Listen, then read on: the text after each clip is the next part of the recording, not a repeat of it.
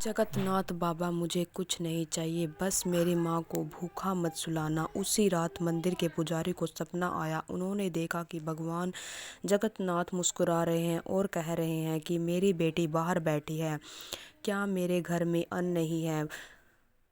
बुरी के पास एक छोटा सा गांव था। मंदिर ना रोशनी थी ना शोर था, बस मिट के अंदर उसके बीच एक छोटी सी लड़की गुड़िया, जो 8 साल की थी, अपने आंखों में सपने लिए और पेट में भूख।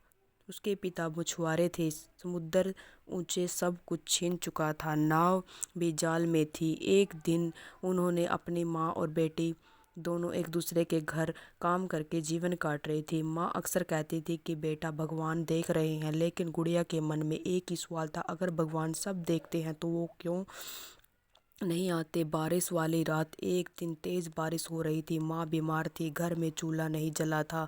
गुड़िया बाहर निकली और नंगे पाँव मिट्टी में चलती रही, पूरी मंदिर की तरफ बढ़ गई।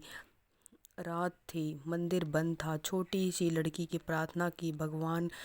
गुड़िया मंदिर के दरवाजे घर बाहर आकर बैठकर कहा, जगन्नाथ बाबा मुझे कुछ नहीं चाहिए, बस मेरी माँ को भूखा मत सुलाना। उसकी आवाज़ कांप रही थी, आंखों में आंसू गिर रहे थे। मंदिर के अंदर उसी रात मंदिर में पुजारी को सपना आया। उन्होंने देखा कि जगन्नाथ मुस्कुरा रहे हैं और कह रहे हैं कि मेरी बेटी बाहर बैठी है, क्या मेरे घर में अन्न नहीं है। दरवाज़ा खुला, पुजारी जी घबरा उठे। मंदिर का दरवाज़ा खुला और बाहर वह लड़की भीग रही थी, ठुठुर रही थी। पुजारी ने पूछा, बेटी तुम यहाँ? गुड़िया, अपना इतना बस इतना कहना है, बाबा से मिलने आई हूँ, चमत्कारी हुआ। पुजारी उस अंदर ले गए, महाप्रसाद दिया, लेकिन जैसे ही गुड़िया ने पहला खोर खाया, मंदिर में घंटे अपने आप बजने लगे, दीपक तेज जल उठे। भगवान जगन्नाथ की आंखों के सामने करुणा बह रही थी। बदली जिंदगी। अगले दिन गांव वालों ने गुड़िया की माँ को देखा, पूरी तरह से ठीक हो गई। एक सेठ ने उन्हें काम दिया, वह धीरे धीरे घर बन गया, इज्जत मिली, जीवन बदला। आखिर दृश्य सब सालों बाद गुड़िया बड़ी हो गई। हर साल वह पूरी जाती और मंदिर के बाहर बैठकर कहती, जगन्नाथ बाबा आज किसी और बच्चे की भी सुन लेना। अंतिम पंक्ति, भगवान जगन्नाथ राजाओं को नहीं देखते, बच्चों की भगवान है। अगर दिल सच्चा हो तो भगवान के दरवाजे पर सब कुछ मिल जाता है।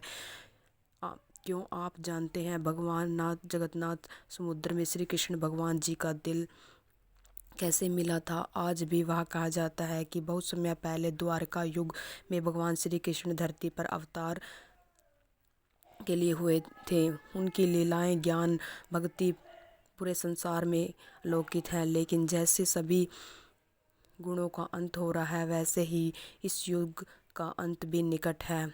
एक दिन भगवान शिव ने आदेश कथा में यह पूर्ण होनी थी। श्री कृष्ण जैसे ही शांत वन में विश्राम कर रहे थे, उसी समय वहाँ एक शिकारी जहर आया। उसने श्री कृष्ण भगवान के पैरों में हिरण की कान समझा लिया और बाण चला दिया।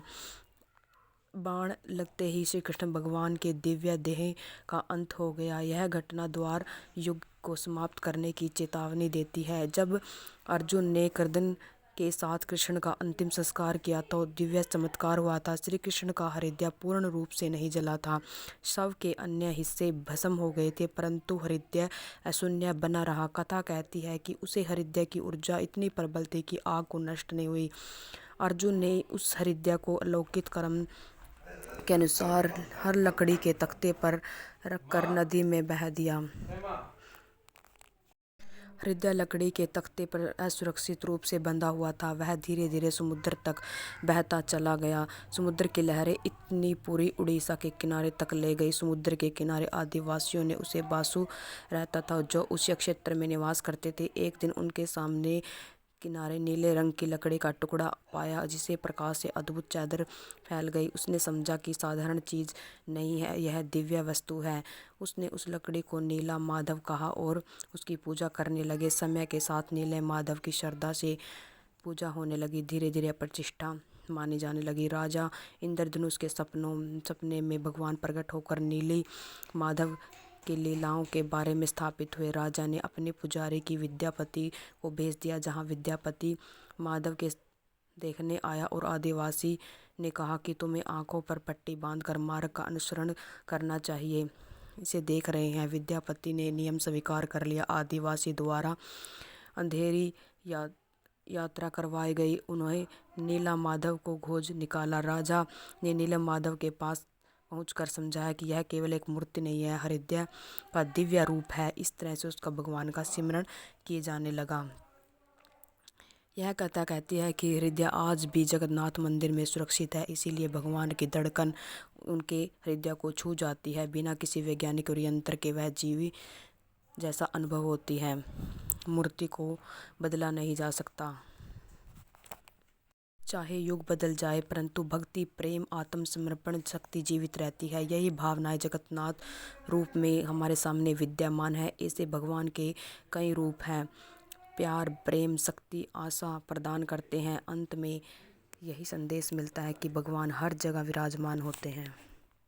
अनंत शक्ति हर युग में विद्यमान रहती हैं और जो आज भी जगन्नाथ के दर्शन करते हैं, यही माना जाता है कि वे सीधे भगवान श्री कृष्ण के दर्शन करते हैं।